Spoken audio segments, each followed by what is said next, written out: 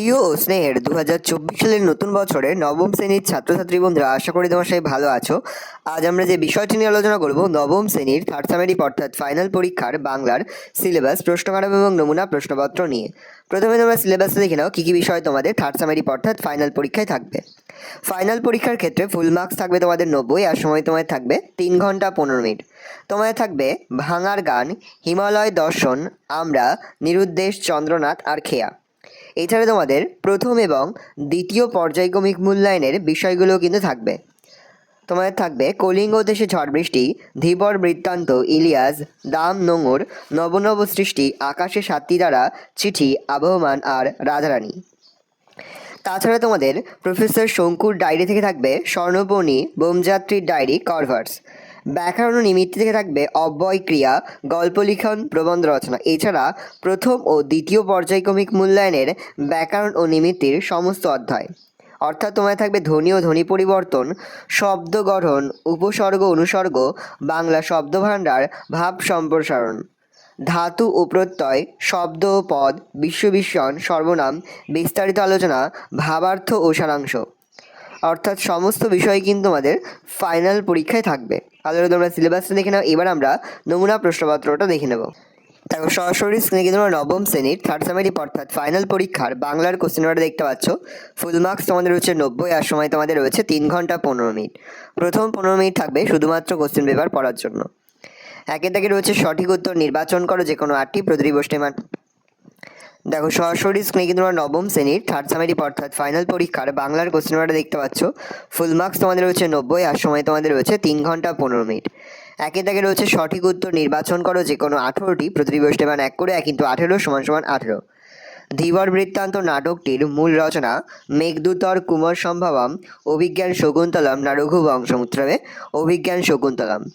বীর হনুমান কার আদেশে মঠ অট্টালিকা ভেঙেছেন? চণ্ডী, সীতা, মনসা না অন্নদা। উত্তরে চণ্ডী। ইলিয়াস কত বছর বয়সে সর্বহারা হয়ে পড়েছিল? 70, 72, 74 না 76 বছর বয়সে। তবে 70 বছর বয়সে। নবনব সৃষ্টি রচনাংশে যে ভাষাকে লেখক বলেছে আত্মনির্ভরশীল, হিন্দি, বাংলা, ইংরেজি না সংস্কৃত? তবে সংস্কৃত। হিমালয় রেল রোড যেখান থেকে শুরু হয়েছে দার্জিলিং, শিলিগুড়ি, কার্সিয়াং না কালিম্পং? তবে শিলিগুড়ি। প্রশ্ন, নিস্তব্ধ মুহূর্তগুলি কেঁপে ওঠে নদীর ঢেউয়ে, প্রবল বাতাসে, তীব্র জলস্রোতে, সাগর গর্জন? উত্তরে সাগর গর্জনে। খেয়া কবিতায় দুই তীরে কটি গ্রাম আছে? 3টি, 4টি, 5টি না 2টি? উত্তরে 2টি। কামরাঙা লাল মেঘ যার মতো মৃত, মনিয়ার মতো, লাল বটফলের মতো, চাঁদের জ্যোৎস্নার মতো, মৃত ঢেউয়ের মতো? উত্তরে মৃত মনিয়ার মতো। নেভে না তার, কি নেভে না? বেদনা, দুঃখের আগুন, যন্ত্রণা, ঘরের প্রদীপ? উত্তরে যন্ত্রণা। গাজনের বাজনা, গাজন অনুষ্ঠিত হয় বৈশাখ মাসে, শ্রাবণ মাসে, আশ্বিন মাসে না চৈত্র মাসে? উত্তরে চৈত্র মাসে। খাঁটি লোকের কথা বিকল্প হয় না, মূল্য হয় না, নড়চড় হয় না, ব্যাখ্যা হয় না? তবে নড়চড় হয় না। মরদ কি বাত কিসের মতো? হাতির সুর, হাতির দাম, হাতির দাঁত, হাতির ওজন? তবে হাতির দাঁত। বঙ্গমাতা চরণে যে ফুলের কথা কবি বলেছেন পদ্ম, গোলাপ, জবা না চাপা? উত্তরে পদ্ম। নিরুদ্দেশ গল্পে উল্লেখিত খবরের কাগজের বিজ্ঞাপনগুলির বিষয় ছিল? উত্তরে নিরুদ্দেশ। রাধারানী ঘর ঝাড় দিতে গিয়ে খুঁজে পেয়েছিলেন? উত্তরে একটা নোট। চন্দ্রনাথের কপালের মধ্যস্থলে ছিল? উত্তরে শিরায় রচিত ত্রিশূল চিহ্ন। সত্যি ভাগ্য যেন চাকার মতো ঘোরে, বক্তাকে? উত্তরে অতিথি। হ্রদ থেকে দহ এটি কী ধরনের ধ্বনি পরিবর্তন? উত্তরে ধ্বনি বিপর্যয়। বোধহয় যে শ্রেণীর অব্যয় তা হল? উত্তরে সংশয় সূচক। পরে হচ্ছে মা আমাকে ভাত দিচ্ছেন, এখানে দিচ্ছেন হল উত্তরে দ্বিকর্মক ক্রিয়া। তৎসম শব্দের অর্থ হলো সংস্কৃতির সমান। পরে হচ্ছে 2 দাগে কম বেশি 15 শব্দে নিচের প্রশ্নগুলির উত্তর দাও যে কোনো 18টি প্রতিটি প্রশ্নের মান 1 করে 1 × 18 = 18। চণ্ডীর আদেশ পান বীর হনুমান, আদেশ পেয়ে হনুমান কি করেছিল? দেবী চণ্ডীর আদেশ পেয়ে বীর হনুমান মঠ অট্টালিকা ভেঙে খান খান করেছিল। ধীবর আংটিটি কিভাবে পেয়েছিল? ধীবর একটা রুই মাছ টুকরো করে কাটতে গিয়ে মাছের পেটের মধ্যে মণিমুক্তা ঝলমলে আংটিটা দেখতে পেয়েছিল। কারা ইলিয়াসের সবচেয়ে ভালো ঘোড়াগুলি চুরি করেছিল? কিরবিজরা ইলিয়াসের সবচেয়ে ভালো ঘোড়াগুলি চুরি করেছিল। আমি চমকে উঠলুম। বক্তার চমকে ওঠার কারণ কি? বাংলাদেশের এক প্রান্তিক অঞ্চলের এক বৃদ্ধের মুখে চেনা কণ্ঠস্বরে তার সুকুমার নামের ডাক শুনে কতক চমকে গিয়েছিলেন। ধর্ম বদলালে জাতির চরিত্র বদলায় না। লেখক কেন এরকম বলেছেন? বাঙালি হিন্দুরা সত্য শিব সুন্দরের প্রতিষ্ঠায় যারা বাধা দেয় তাদের বিরোধী। বাঙালি মুসলমানরাও একই কাজ করে, তাই লেখক আলোচ্য মন্তব্যটি করেছেন। বেশ সুন্দর দেখায় হিমালয় দর্শন রচনাংশে লেখিকা কোন জিনিসটিকে বেশ সুন্দর দেখায় বলে মন্তব্য করেছেন। লেখিকা বেগম রোকেয়া ছোট ছোট হিমালয়ান রেলগাড়িগুলিকে খেলনা গাড়ির মতো সুন্দর দেখায় বলে মন্তব্য করেছেন। সারা রাত মিছে দাঁড় টানি, সারা রাত দাঁড় টানা কেমন করে মিছে হয়ে যায়। কবির নৌকা তটের কিনারে নোঙরে বাঁধা পড়েছে, দাঁড় টেনে তাকে এগোনো যায় না। রবীন্দ্রনাথ ঠাকুর রচিত খেয়া কবিতাটি কোন কাব্যগ্রন্থের অন্তর্গত? রবীন্দ্রনাথ ঠাকুর রচিত খেয়া কবিতাটি চৈতালি কাব্যগ্রন্থের অন্তর্গত। আবহমান কবিতায় কবি কোথায় গিয়ে দাঁড়াতে বলেছেন? আবহমান কবিতায় কবি নীরেন্দ্রনাথ চক্রবর্তী গ্রাম বাংলার গরিবের উঠোনে লাউ মাচার পাশে গিয়ে দাঁড়াতে বলেছেন। ভগবান পূর্বে ভাসি, ভগবান বলতে কবি কাকে বা কাদের বুঝিয়েছে? এখানে ভগবান বলতে কবি মৃত্যুঞ্জয়ী বীর বিপ্লবীদের যারা স্বদেশের স্বাধীনতার জন্য সংগ্রাম করেছেন তাদের বুঝিয়েছেন। ভালে কাঞ্চন শৃঙ্গ মুকুট বলতে কবি কি বুঝিয়েছেন? বঙ্গভূমির উত্তরে বরফে ঢাকা হিমালয় পর্বতমালা সূর্য কিরণে যে সোনার রং ধারণ করে, কবি তাকেই বাংলা মায়ের কপালে সোনার মুকুট বলেছেন। দিনটা ভারী বৃষ্টি, দিনটা বৃষ্টি কেন? শীতের দিন হলেও বাদলার কারণে আকাশ মেঘাচ্ছন্ন এবং পৃথিবী স্নান হয়ে উঠেছে, তাই দিনটা এত বৃষ্টি। রাধারানী প্রাপ্ত টাকা ভাঙিয়ে কি করেছিল? রাধারানী বাজারে গিয়ে প্রাপ্ত টাকা ভাঙিয়ে মায়ের পথ্য তৈরির জিনিসপত্র ও প্রদীপের তেল কিনেছিল। স্কুলের সঙ্গে চন্দ্রনাথ কিভাবে সব সম্পর্ক মিটিয়ে দিয়েছিল? 2-3 মাসের মাইনে বাড়তি দিয়ে সব দেনা পাওনা মিটিয়ে চন্দ্রনাথ স্কুলের সঙ্গে সব সম্পর্ক শেষ করে দিয়েছিল। তদ্ভব শব্দ কাকে বলে? যেসব সংস্কৃত শব্দ থেকে সোজাসুজি বাংলায় আসেনি, মধ্যবর্তী পর্বে প্রাকৃতের মাধ্যমে পরিবর্তন লাভ করে বাংলায় এসেছে, তাদের তদ্ভব শব্দ বলা হয়। তৎ হচ্ছে সংস্কৃত, ভাব হচ্ছে উৎপন্ন, অর্থাৎ তদ্ভব কথাটির অর্থ সংস্কৃত থেকে উৎপন্ন। অর্ধতৎসম শব্দ কাকে বলে? যেসব সংস্কৃত শব্দ কিছুটা পরিবর্তিত হয়ে বাংলা ভাষায় গৃহীত হয়েছে সেগুলিকে বলা হয় অর্ধতৎসম শব্দ। যেমন জ্যোৎস্না থেকে জ্যোৎস্না, শ্রাদ্ধ থেকে শ্রাদ্ধ, গৃহিণী থেকে গিন্নি, বৈষ্ণব থেকে বৈষ্ণব, কুৎসিত থেকে কুৎসিত। পদ বলতে কি বোঝো? বাক্যে ব্যবহৃত বিভক্তিযুক্ত শব্দকে পদ বলা হয়। পদ প্রধানত দুই প্রকার, যথা নামপদ আর ক্রিয়াপদ। প্লুতস্বর কাকে বলে? যখন কোনো স্বরধ্বনিকে অতি দীর্ঘ রূপে উচ্চারণ করা হয় তখন তাকে প্লুতস্বর কোনো স্বরধ্বনিকে বলে। একটি বাক্যে নাম ধাতুজ ক্রিয়ার উদাহরণ দাও। আয়েশা পড়াশোনা করছে, এই বাক্যে করছে ক্রিয়াপদটি হচ্ছে কর ধাতুর সঙ্গে ছে বিভক্তি যুক্ত হয়ে। নদী আপনা বেগে পাগল পাড়া, পাড়া কি ধরনের অব্যয়? উত্তর আলংকারিক অব্যয়। তিনি তাকে রয়েছে কম বেশি 60টি শব্দে নিচে যে কোনো একটি প্রশ্নের উত্তর দেওয়া প্রশ্নের মান 3। পাশে পাশে সকলেই তাকে ঈর্ষা করে, তাকে বলতে কার কথা বলা হয়েছে? সেই ব্যক্তিকে ঈর্ষা কারণ কি? উত্তর লিখবে। লিও তলস্তয় রচিত ইলিয়াস গল্প থেকে উদ্ধৃতাংশে তাকে বলতে কাহিনীর প্রধান চরিত্র বাকির জনগোষ্ঠীভুক্ত ইলিয়াসকে বোঝানো হয়েছে। ঈর্ষার কারণ: 35 বছরের অক্লান্ত পরিশ্রমে ইলিয়াস বিপুল সম্পত্তির মালিক হয়ে ওঠে। 200 ঘোড়া, 150 গরুমোষ, 1200 ভেড়া ও ভাড়াটে মজুরদের মনিব হয়ে ওঠে ইলিয়াস। তার এই সমৃদ্ধি এবং প্রচুর ধনসম্পত্তি দেখে প্রতিবেশীরা হিংসা করতে শুরু করে। ছাত্র আমাকে অমর করে দিয়েছে। বক্তার ছাত্র কাকে কিভাবে অমর করেছে? নারায়ণ গঙ্গোপাধ্যায়ের দাম ছোট গল্পে ছাত্র তার ছোটবেলার অঙ্কের মাস্টারমশাইকে অমর করে দিয়েছে। অমরতা দান: অঙ্কে অসাধারণ দক্ষ মাস্টারমশাই ভাবতেই পারতেন না যে তার ছাত্ররা অঙ্ক পারবে না। মেরে বকে ছাত্রদের তিনি অঙ্ক শেখাতে চাইতেন, ফলে ছাত্রদের কাছে তিনি ছিলেন বিভীষিকা। তার এক ছাত্র সুকুমার পরবর্তীকালে মাস্টারমশাইকে নিয়ে তার বিভীষিকাময় অভিজ্ঞতা একটি পত্রিকায় লিখেছিলেন। সেটি পড়েই মাস্টারমশাইয়ের মনে হয়েছিল ছাপার অক্ষরে তার কথা লিখে তাকে অমর করে দিয়েছে। চারিদিকে রয়েছে কম বেশি 60টি শব্দে নিচের যে কোনো একটি প্রশ্নের উত্তর দেওয়া প্রশ্নের মান রয়েছে 3। বিপাকে ভবন ছাড়ি প্রজা দিল রর। রস শব্দের অর্থ কি? কোথাকার প্রজারা কি কারণে বিপাকে পড়েছিল? রস শব্দের অর্থ: কলিঙ্গ দেশে ঝড় বৃষ্টি কাব্যাংশ থেকে নেওয়া উদ্ধৃতাংশে উল্লেখিত রস শব্দের অর্থ পালিয়ে যাওয়া। বিপাকে পড়ার কারণ: দেবী চণ্ডীর ইচ্ছানুযায়ী কলিঙ্গ দেশে প্রবল ঝড় বৃষ্টি বিপর্যয় ডেকে আনে। আকাশ ঘন মেঘে ঢাকে যায়, ঘন অন্ধকারে প্রজাদের নিজেদের চেহারা পর্যন্ত দেখার উপায় থাকে না। প্রবল বৃষ্টির সঙ্গে মেঘের গভীর গর্জন ও ঝড়ের তাণ্ডবে সেখানকার প্রজারা বিপদের আশঙ্কায় ঘরবাড়ি ছেড়ে পালিয়ে যায়। পৃথিবীতে কত দ্বন্দ্ব, কত সর্বনাশ, একথা বলতে কবি কি বোঝাতে চেয়েছেন? খেয়া কবিতার উদ্ধৃত পংক্তিটিতে কবি রবীন্দ্রনাথ নাগরিক জীবন ও গ্রামীণ জীবনের একটি তুলনামূলক ছবি পাঠকের সামনে তুলে ধরেছেন। নাগরিক জীবন, ক্ষমতা দখলের লড়াই উত্তাল। রাষ্ট্রনায়কেরা সেখানে আত্মপ্রতিষ্ঠার লড়াইয়ে ব্যস্ত। গড়ে চলে সাম্রাজ্যের উত্থান পতনের কাহিনী। ইতিহাসের অধ্যায় পাল্টে যায় রক্তদার পথ ধরে। মানুষ পারস্পরিক হানাহানি দ্বন্দ্বে লিপ্ত হয়। এই হিংসা ও লড়াইয়ে পৃথিবীর বুকে ডেকে আনে চরম সর্বনাশ। 5 দাগে রয়েছে কম বেশি 60টি শব্দের নিচে যে কোনো একটি প্রশ্নের উত্তর দেওয়া। প্রশ্নের মান 3। ইহার সৌন্দর্য বর্ণাতীত। কিসের কথা বলা হয়েছে? প্রথম তাকে সামনাসামনি দেখা দৃশ্যটি উল্লেখ করো। হিমালয় দর্শন রচনায় রেলপথে যাওয়ার সময়ে লেখিকা বেগম রোকেয়া যে জলপ্রপাতগুলি দেখেছিলেন আলোচ্য উদ্ধৃতাংশে সেগুলির কথা বলা হয়েছে। সামনাসামনি দেখা দৃশ্য। লেখিকার মনের মধ্যে পাহাড়ের পাষাণ হৃদয় ভেদ করে ঝর্ণার ছুটে চলা বিস্ময় জাগায়। যখন একটা বড় ঝর্ণার কাছে ট্রেন থামে তখন লেখিকার মনে হয় যে তাদের প্রাণ ভরে জলপ্রবাহ দেখার সুযোগ করে দিতেই ট্রেন থেমেছে। পরে অবশ্য জানতে পারেন জল পরিবর্তনের জন্য ট্রেনের এই থামা, তবে তাদের ঝর্ণা দেখার আশঙ্কা এই কারণেই পূরণ হয়েছিল। বাঙালির হিয়া অমিয়া মথিয়া নিমায় ধরেছে কায়া পংক্তিটির তাৎপর্য বিশ্লেষণ করো। সত্যেন্দ্রনাথ দত্তের লেখা আমরা কবিতা থেকে উদ্ধৃত পংক্তিটি নেওয়া হয়েছে। পংক্তিটির আক্ষরিক অর্থ হল বাঙালির হৃদয়ের অমৃত মন্থন করে মহাপ্রভু শ্রীচৈতন্যদেব দেহ ধারণ করেছে। অমিয় শব্দের অর্থ অমৃত বা সুধা, অর্থাৎ যা পান করলে অমর হওয়া যায়, কিন্তু এক্ষেত্রে অমিয় বলতে বাঙালির হৃদয়ের যাবতীয় সদ্গুণ যেমন দয়া, প্রেম, ভালোবাসা, ভক্তি, সদাকে বোঝানো হয়েছে। বাঙালির হৃদয়ে এই যাবতীয় গুণই মহাপ্রভু শ্রীচৈতন্যের মধ্যে প্রকাশিত হয়েছে।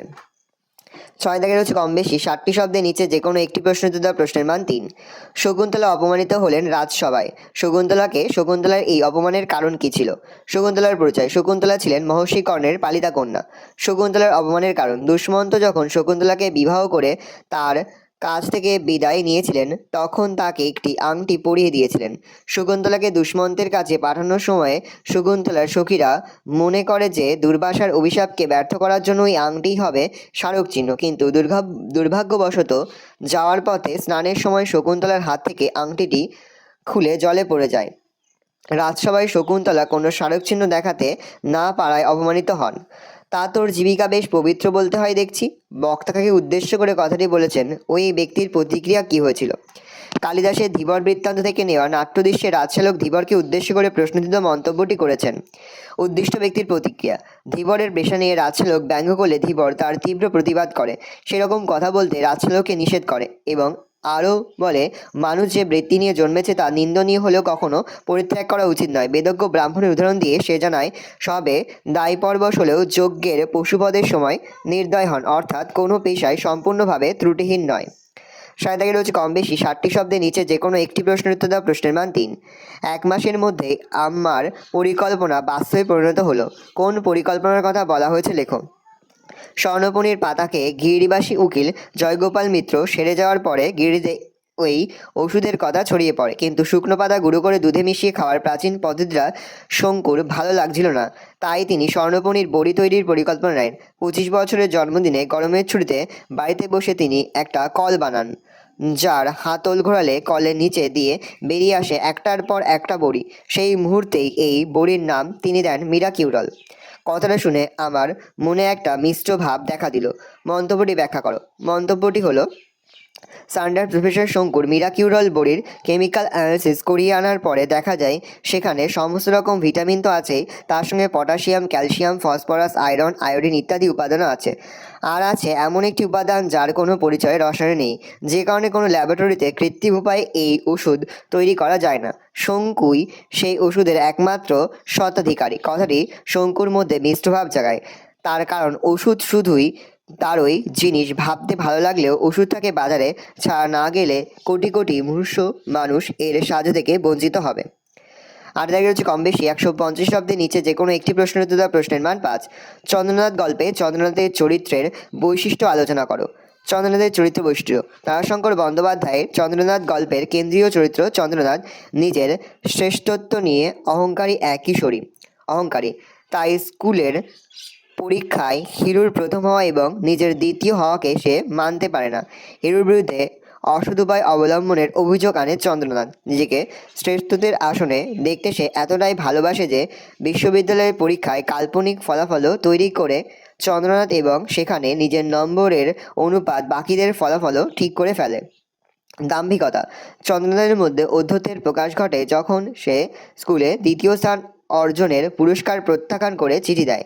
প্রধান শিক্ষককে উদ্দেশ্য করে গুরুদক্ষিণার যুগ আর নেই বলার মধ্যে তার এই দাম্ভিকতায় ফুটে ওঠে। এক্ষেত্রে নিজের দাদার নির্দেশও সে শুধু অমান্য করেনি, দাদার সঙ্গে সম্পর্কের বিচ্ছেদও ঘটিয়েছে। তাই হিরুর কাকার বিশেষ পুরস্কার দেওয়ার প্রস্তাবকে চন্দ্রনাথের অপমানজনক বলে মনে হয়েছে। সৌজন্যতার অভাব। অহংকারের কারণে হিরু বাড়ির প্রতিভোজে আমন্ত্রণ পেয়েও চন্দ্রনাথ হাজির হয়নি, বরং স্কলারশিপ পাওয়ার মতো সামান্য কারণে অনুষ্ঠান করার প্রয়োজন ছিল না বলে চিঠি লিখে রেখে গেছে। সব মিলিয়ে অহংকার, চূড়ান্ত আত্মমর্যাদা এবং চরম আত্মকেন্দ্রিকতার প্রতীক হয়ে উঠেছে চন্দ্রনাথ চরিত্রটি। পরের প্রশ্ন খুবই গুরুত্বপূর্ণ। আগত রাধারানী কাঁদিতে কাঁদিতে ফিরল। রাধারানী কোথা থেকে ফিরল, সে কাঁদছিল কেন? বঙ্কিমচন্দ্র চট্টোপাধ্যায় রাধারানীর রচনাংশে রাধারানী নামের মেয়েটি মাহেশের রথের মেলা থেকে ফিরছিল। রাধারানী কাদার কারণ। পথ্য সংগ্রহের প্রচেষ্টা। রাধারানী তার অসুস্থ মার জন্য পথ্য সংগ্রহের উদ্দেশ্যে বনফুলের একটি মালা গেঁথে সেটি বিক্রি করার জন্য রথের মেলায় গিয়েছিল, কিন্তু রথের দড়ি অর্ধেক টানার পরেই বৃষ্টি আরম্ভ হয়। ব্যর্থতা ও পুনঃপ্রচেষ্টা। বৃষ্টিতে মেলা ভেঙে যাওয়ার ফলে তার মালা কেউ কেনে না।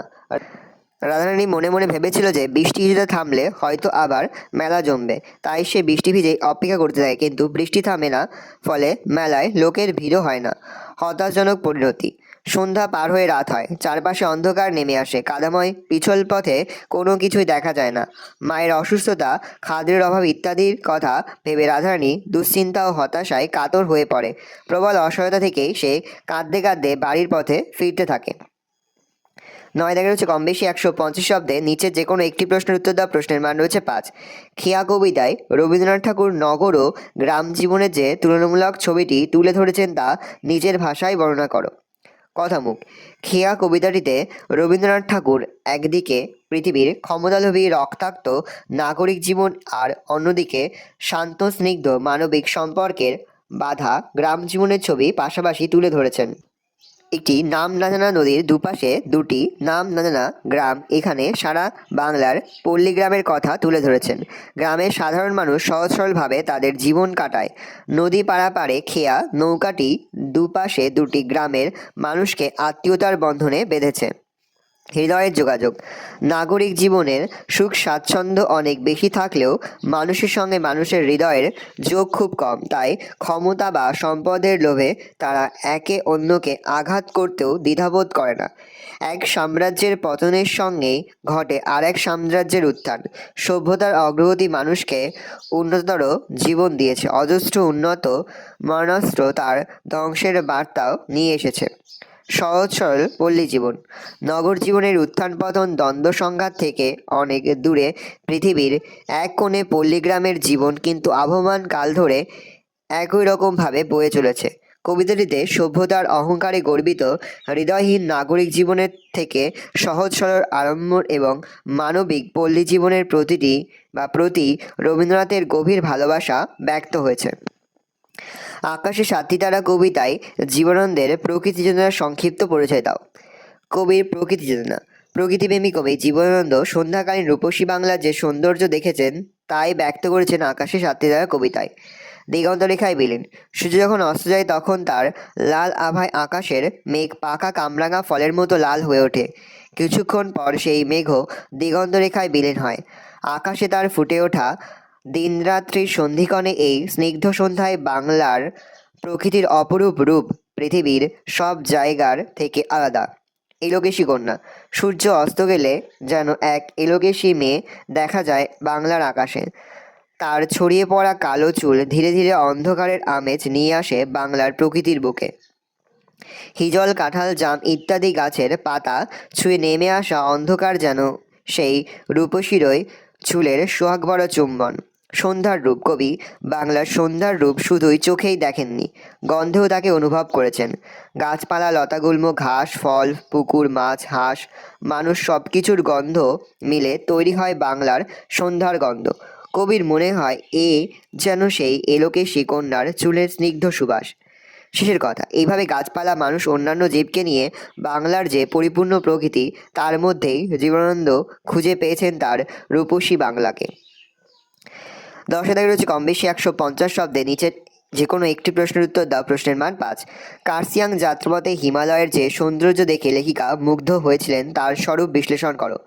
অথবা আসতে পারে হিমালয় দর্শন রচনাটি অবলম্বন করে লেখিকার শিলিগুড়ি থেকে কার্সিয়াং যাত্রাপথের বর্ণনা দাও। উত্তর, কার্সিয়াংয়ের উচ্চতা পয়েন্ট করবে কার্সিয়াংয়ের উচ্চতা। হিমালয় দর্শন রচনাংশে লেখিকা বেগম রোকেয়া জানিয়েছেন শৈলেশ্বর কার্সিয়াংয়ের উচ্চতা সমুদ্রপৃষ্ঠ থেকে 4864 ফিট। যাত্রাপথের সৌন্দর্য, খেলনা গাড়ির মতো দেখতে হিমালয়ান রেলগাড়ি চড়ে লেখিকা শিলিগুড়ি থেকে কার্সিয়াংয়ের উদ্দেশ্যে যাত্রা শুরু করেছিলেন। সবুজ অরণ্য, আঁকাবাঁকা পাহাড়ি রাস্তা পেরিয়ে ধীরগতিতে গাড়ি ওপরের দিকে ওঠার সময় পথের দুপারে অতি উচ্চচূড়া এবং ঘন সবুজ অরণ্য লেখিকার মন মাতিয়ে দেয়। কুয়াশা আস্তরণ, সমুদ্রপৃষ্ঠ থেকে 3000 ফিট উচ্চতায় মেঘের ভিতর দিয়ে যাওয়ার সময় নিচের উপত্যকার সাদা কুয়াশার আস্তরণ দেখে লেখিকার নদী বলে মনে হয়। প্রাকৃতিক শোভা, তিনি বলেছেন এই যাত্রাপথে তরুণলতা ঘাস পাতা সকলই মনোহর ছিল। সবুজ চা বাগানের প্রাকৃতিক শোভা লেখিকাকে মুগ্ধ করে। চা বাগানের মাঝের সরু পথগুলি দেখে তার ধরনের সীমান্ত বলে মনে হয়। ঘন কেশরাশি, প্রকৃতিপ্রেমী লেখিকা মুগ্ধ হয়ে পথের দুধারে ঘন বনকে পৃথিবীর ঘন কেশরাশি আর মাঝের পথগুলিকে তার আঁকাবাঁকা স্মৃতির সঙ্গে তুলনা করেছেন। জলপ্রপাতের সৌন্দর্য, পথের ধারে জলপ্রপাত দেখে লেখিকার মন আনন্দে ভরে ওঠে। তার কথায় ইহার সৌন্দর্য বর্ণাতীত। 4000 ফিট উচ্চতায় ওঠার পর প্রচণ্ড শীত অনুভব না করলেও সমতলের তীব্র গরম থেকে মুক্তি মেলে লেখিকার। চড়াই উৎরাই পেরিয়ে পাথরের দুধারের শোভায় মুগ্ধ লেখিকা অনেকখানি পথ পেরিয়ে কার্সিয়াং পৌঁছন। অধিকাংশ নিরুদ্দেশের বিজ্ঞাপনের ইতিহাস এই। বিজ্ঞাপনের কোন ইতিহাসের কথা এখানে বলা হয়েছে নিজের ভাষায় লেখো। বিজ্ঞাপনের ইতিহাস, দেবেন্দ্র মিত্রের নিরুদ্দেশ গল্পে খবরের কাগজে প্রকাশিত নিরুদ্দেশের বিজ্ঞাপন দেখে কথকের পিছনের ঘটনাকে নিজের মতো করে প্রকাশ করতে চেয়েছেন। একটি ছেলে সম্ভবত থিয়েটার দেখার জন্য মাঝে মধ্যে বেশি রাত করে বাড়ি ফেরায় তার বাবা ক্ষুব্ধ হন। আগের বছরে ফেল করা ছেলে যে এবারেও পাশ করতে পারবে না বাবা তা বুঝতে পারেন। এরকমই একদিন তিনি বাড়িতে রাগারাগি করে ও ছেলেকে বাড়ি থেকে দূর করে দেওয়ার কথা বলেন। এই সময়ে ছেলে বাড়ি ফিরে আসে। রাগ চেপে ধরে না পেরে ছেলেকে তিনি বাড়ি থেকে বেরিয়ে যেতে বলেন এবং ছেলেও তক্ষুনি বেরিয়ে যায়। এই নিয়ে বাবার সঙ্গে চাপান ওতরের মধ্যেই মা ছেলের শোকে খাওয়া দাওয়া বন্ধ করে দেন। পরদিন অফিস থেকে ফিরে তাকে বিছানায় শুয়ে থাকতে দেখে বাবা বিব্রত হয়ে পড়েন। তিনি চলে যান খবরের কাগজের অফিসে বিজ্ঞাপন দিতে, কিন্তু বাড়ি ফিরে বাবা দেখেন বিজ্ঞাপন বেরোনোর আগে ছেলে এসে হাজির হয়েছে, তবে পাকাপাকি থাকার জন্য নয়, কয়েকটা বই নেওয়ার জন্য। এবারে ছেলেকে পেয়ে বাবা ও মা ভূমিকা অদ্ভুতভাবে পাল্টে যায়। মা ছেলেকে সামান্য বকুনির জন্য গৃহত্যাগের কারণে তিরস্কার করেন, তাকে কুলাঙ্গার বলেও সম্বোধন করেন, কিন্তু বাবা তাকে বকাবকি করতে নিষেধ করেন। অধিকাংশ নির্দেশের বিজ্ঞাপনের ইতিহাসই এই বলে কথক মন্তব্য করেছেন। 11 দাগে রয়েছে কম বেশি 150 শব্দে নিচে যে কোনো একটি প্রশ্নের উত্তর দাও। প্রশ্নের মান 5। ধীবর বৃত্তান্ত নাট্যদৃশ্যে ধীবরের চরিত্রকে যেভাবে পাওয়া যায় তা নিজের ভাষায় লেখো। প্রিন্টিং মিস্টেক আছে, উত্তর লিখবে কথামুখ। কালিদাসের লেখা ধীবর বৃত্তান্ত সিঙ্গেল ইনভার্টেড কর্মার মধ্যে রাখবে। নাট্যাংশের ধীবর চরিত্রটির গুরুত্ব নাট্যাংশটির শিরোনাম থেকেই স্পষ্ট হয়। কাহিনীর ঘটনা প্রবাহে ধীবর চরিত্রের নানান বৈশিষ্ট্য স্পষ্ট হয়ে ওঠে। পেশার প্রতি মর্যাদাবোধ, ধীবর চরিত্রের অন্যতম গুরুত্বপূর্ণ বৈশিষ্ট্য হলো তার নিজের পেশার প্রতি মর্যাদাবোধ। তাই রাজ আর শ্যালক ব্যঙ্গ করে তোর জীবিকা বেশ পবিত্র বলতে হয় দেখছি, ইনভার্টেড কর্নার রাখবে। মন্তব্য করলে ধীবর দৃঢ়তার সঙ্গে বলে, এরকম বলবেন না, যে বৃত্তি নিয়ে যে মানুষ জন্মেছে, ইনভার্টেড কর্নার রাখবে, সেই বৃত্তি নিন্দনীয় হলেও তা পরিত্যাগ করা উচিত নয়। ধীবর এই উক্তি সাহস এবং আত্মমর্যাদার পরিচায়ক। সততা, ধীবর চরিত্রের সততার দিকটিও উল্লেখযোগ্য। আংটি পাওয়ার বিষয়ে সে রাজশ্যালক এবং রক্ষীদের যা যা বলেছে পরবর্তীকালে সবই সত্যি প্রমাণিত হয়েছে। সততার অহংকারও ধীবরের ছিল। তাই রুই মাছের পেটের ভিতরে আংটি পাওয়ার কথা উল্লেখ করে সে বলেছে, এখন মারতে হয় মারুন, ছেড়ে দিতে হয় ছেড়ে দিন। স্পষ্টভাষী ধীবর চুরির অভিযোগ থেকে মুক্তি পেয়ে তার প্রতি অবিচারের কথা স্মরণ করিয়ে দিয়ে রাজশালককে বলেছেন, আজ আমার সংসার চলবে কিভাবে। এইভাবে ধীবর চরিত্রটিতে নিজস্বতা ফুটে উঠেছে। পরের প্রশ্ন, ধীবর বৃত্তান্ত নাট্যাংশে রক্ষীগণ ও রাজশালকের ভূমিকা আলোচনা করো। রক্ষীদের ভূমিকা। কালিদাসের লেখা ধীবর বৃত্তান্ত নাট্যাংশে রাজশালক এবং রক্ষীদের বেশ সক্রিয় উপস্থিতি লক্ষ্য করা যায়। প্রাথমিকভাবে ধীবরের কাছে আংটি পেয়ে তারা তাকে চোর বলে মনে করেছিলেন। পিছনে হাত বাঁধা অবস্থায় যেভাবে ধীবরকে নিয়ে আসা হয় তাতে বোঝা যায় তারা তাদের ক্ষমতা প্রয়োগ করতে কতখানি আগ্রহী। ধীবরের প্রতি নিষ্ঠুর কৌতুকের পরিচয় দিয়েছেন তারা। রক্ষীরা ধীবরকে বাটপার, গাঁটকাটা ইত্যাদি বলে সম্বোধন করেছে। রক্ষীরা ধীবরকে শাস্তি দেওয়ার জন্য উদ্গ্রীব হয়ে উঠেছিলেন। রাজার আদেশ আসার আগেই রক্ষীদের হয় তোকে শকুনি দিয়ে খাওয়ানো হবে, না হয় কুকুর দিয়ে খাওয়ানো হবে, এই জাতীয় মন্তব্য চরম অবিবেচনা ও অমানবিকতার পরিচয় দেয়। রাজশালকের ভূমিকা। রাজশালকও ধীবরের পেশা নিয়ে ঠাট্টা করেছেন, তবে নগর রক্ষার দায়িত্বপ্রাপ্য রাজশালককে তুলনায় কিছুটা দায়িত্ববোধ সম্পন্ন মনে হয়েছে। তিনি মহারাজের আদেশের জন্য অপেক্ষা করছেন কিংবা ধীবরকে তার কথা বলার সুযোগ দিতে চেয়েছেন। রাজার আদেশ অনুসারে ধীবরকে মুক্তি দেওয়াও রাজার প্রতি আনুগত্যের পরিচায়ক। শুধু তাই নয়, ধীবরের পাওয়া আংটিটি যে রাজশালকের প্রিয়জনের কথা মনে করিয়ে দিয়েছে তা বুঝতে পেরে তিনি ধীবরকে প্রতি কৃতজ্ঞতা দেখিয়েছেন। তিনি ধীবরকে তার একজন বিষ্ণুপ্রিয় বন্ধু বলেও গণ্য করেছেন। 12 দাগে রয়েছে কম বেশি 150 শব্দের নিচে যে কোনো একটি প্রশ্নের উত্তর দাও। প্রশ্নের মান 5। স্বর্ণপণি গল্পে প্রফেসর শঙ্কু তার আবিষ্কারের কি তালিকা দিয়েছিলেন? ভালো করে দেখে নাও উত্তরটা। আমি আর মুখে বলছি না, মুখে বললে ভিডিওটা এটা বড় হয়ে তোমাদের অসুবিধা হবে। আমি আস্তে স্ক্রল ডাউন করতে কিন্তু অবশ্যই ভিডিওটা থামিয়ে বা স্ক্রিনশট নিয়ে কিন্তু সম্পূর্ণ উত্তর খাতাতে নোট ডাউন করে নেবে। পরের প্রশ্ন, এইটাই যে স্বর্ণপণি তাতে কোনো সন্দেহ নেই, কিভাবে স্বর্ণপণি পেয়েছিলেন বিবৃত করো। ভালো উত্তর দেখে নাও। পয়েন্ট করবে স্বর্ণপণি পাওয়ার বিবরণ।